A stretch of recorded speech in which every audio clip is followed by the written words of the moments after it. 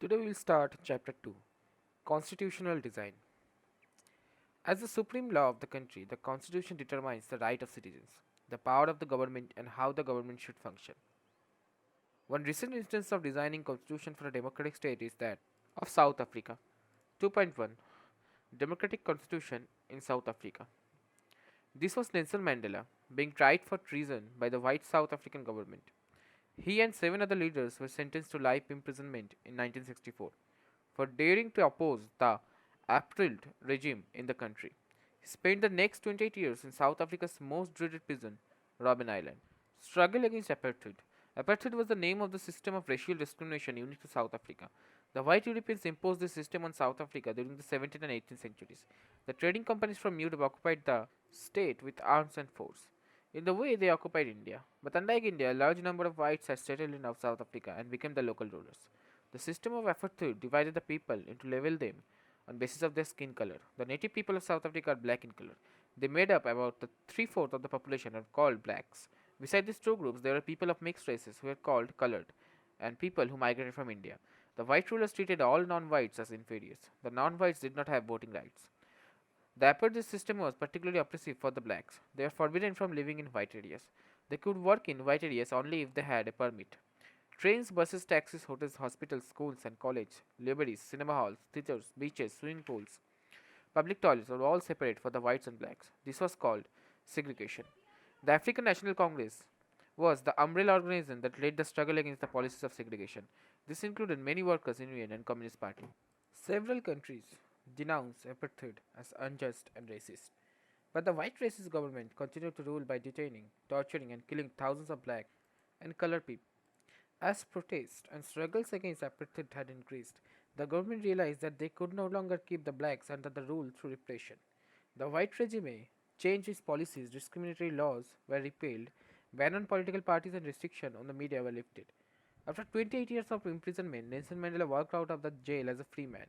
Finally, at the midnight of 26 April 1994, the new national flag of the Republic of South Africa was unfurled, making the newly born democracy in the world. After the emergence of the new democratic South Africa, black leaders appealed to fellow blacks to forgive the whites for the atrocities they had committed while in power. They said let us build a new South Africa based on equality of all races and men and women, on democratic values, social justice and human rights.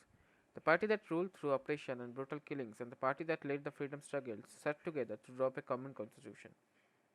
The preamble to the South African Constitution summed up this spirit. The South African Constitution inspired democrats all over the world. A state denounced by the entire world in 1994 as the most undemocratic one is now seen as the model of democracy. What made this change possible was the determination of people of South Africa to work together, to transform bitter experience into the binding glow of Rainbow Nation. Speaking on the South African Constitution, does the story of South Africa's struggle for freedom remind you of the Indian national movement? Make a list of similarities and dissimilarities between the two on the following points: nature of colonialism, relation between different communities, leadership Gandhi and Mandela, party that led the struggle, African National Congress and Indian National Congress, the method of struggle. Why do we need a constitution?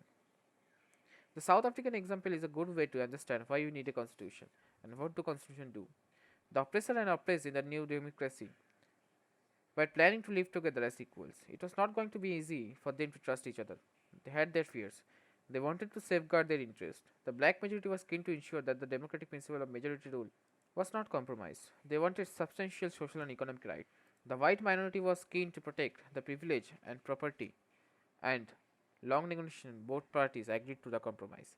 The whites agreed to the principle of majority rule and the one person one vote. They also agreed to accept some basic rights to the poor and the workers. The black agreed that majority rule would not be absolute. They agreed that the majority would not take away the property for the white minority. Thus, the constitution of a country is a set of written rules that are accepted by all people living together in a country. Constitution is the supreme law that determines the relationship among people living in a territory, also the relationship between the people and government. First, it generates a degree of trust and coordination that is necessary for different kind of people to live together. Second, it specifies how the government will be constituted, who will have power to take which decision. Third, it lays down limits on the powers of the government and tells us what these are.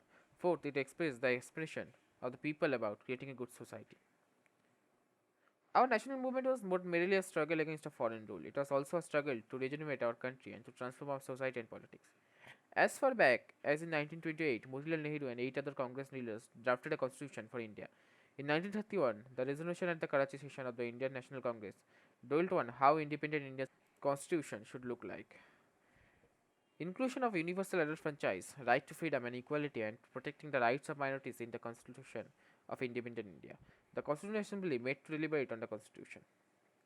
Elections were held in 1937 to provincial legislature and ministers all over British India. This is why the Indian Constitution adopted many institutional details and procedures from colonial laws like the Government of India Act 1935. Many of our leaders were inspired by the ideas of French Revolution and the practice of parliamentary democracy in Britain, and the Bill of Rights in the US, the Socialist Revolution in Russia. The drafting of the document called the Constitution are done by the Assembly of Elected Representatives, called the Constituent Assembly. Election to the Constituent Assembly were held in July 1946. Its first meeting was held in December 1946. The Constituent Assembly is also divided into the Constituent Assembly of India and that of Pakistan. The Constituent Assembly that wrote the Indian Constitution had 299 members. The Assembly adopted the Constitution on 26 November 1949, but it came into effect on 26 January 1950. To mark this day, we celebrate January 26 as Republic Day every year. The Constitution does not reflect the views of its members alone. It expresses a broad consensus of its time.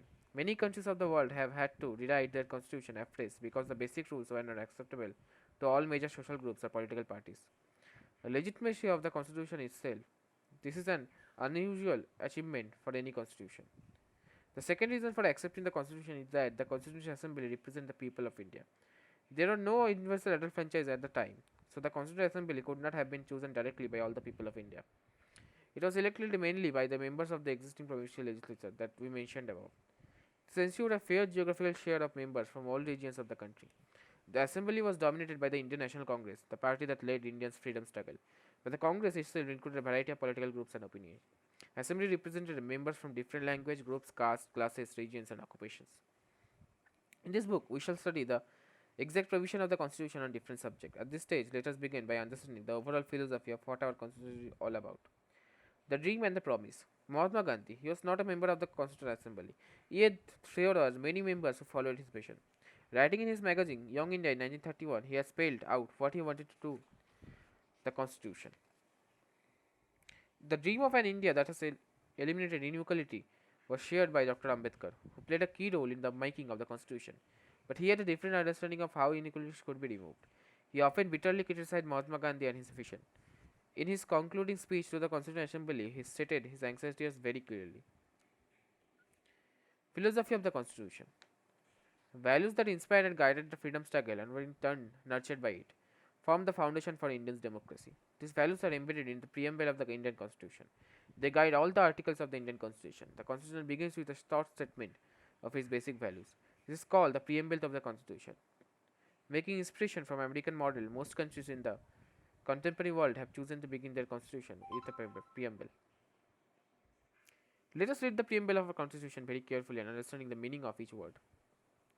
We, the people of India, having solemnly resolved to constitute India into a sovereign, socialist, secular democratic republic, and to secure to all its citizens justice, social, economical, and political, liberty of thought, expression, belief, faith, and worship, equality of status and of opportunity, and to promote, among all, fraternity, assuring the dignity of the individual and the unity and integrity of the nation. In our Constitutional Assembly, this 26th day of November 1949, to hereby adopt, enact, and give to ourselves this constitution. Let's understand the meanings. We, the people of India. The Constitution has been drawn up and enacted by the people through their representatives and not handed down to them by a king or any outside powers. Sovereign. People have supreme right to make decisions on internal as well as external matters. No external power can dictate the government of India. Socialist. Wealth is generated socially and should be shared equally by society. Government should regulate the ownership of land and industry to reduce socio-economic inequalities. Secular. Citizens have complete freedom to follow any religion, but there is no official religion. Government treats all religion beliefs and practice with equal respect. Democratic. A form of government where people enjoy equal political rights, elect their rulers, and hold them accountable. The government is run according to some basic rules. Republic. The head of the state is an elected person and not a hereditary person. Justice. Citizens cannot be discriminated on the grounds of caste, religion, gender, social inequalities have to be reduced. Government should work for the welfare of all, especially of the disadvantaged group. Liberty. There are no unreasonable restriction on the citizens in what they way they think, how they wish to express their thoughts, and the way they wish to follow up in their thoughts in action. Equality. All are equal before the law. The traditional social inequalities have to be ended. The government should ensure equal opportunity for all. Fraternity. All of us should behave as if we are members of the same family. No one should treat a fellow citizen as inferior. Institutional design. A constitution is not merely a statement of values and philosophy, as we noted above. A constitution is mainly about embodying these values into institutional arrangements. Much of the document called Constitution of India is about these arrangements. It is a very long and detailed document. Therefore, it needs to be amended quite regularly to keep it updated. Those who crafted the Indian Constitution felt that it has to be in accordance with people's aspiration and changes in society. They did not see it as a sacred, static, and unalterable law. So they made provisions to incorporate changes from time to time. These changes are called constitutional amendments. Some words to discuss. Apartheid, the official policy of racial separation and ill treatment of blacks, followed by the government of South Africa between 1948 and 1989. Clause, a distinct section of a document. Constitutional Assembly, an assembly of people's representatives that write a constitution for a country. Constitution, supreme law of a country, containing fundamental rules governing the politics and society in a country. Constitutional amendment, a change in the constitution made by the supreme legislative body in the country. Draft, a preliminary version of a legal document. Philosophy, the most fundamental principles underlying one's thoughts and actions. Preamble, an introductory statement in a constitution which states the reason and guiding values of the constitution. Treason, the offense of attempting to overthrow the government of the state to which the offender owes allegiance. Tryst, a meeting or meeting place that has been agreed upon.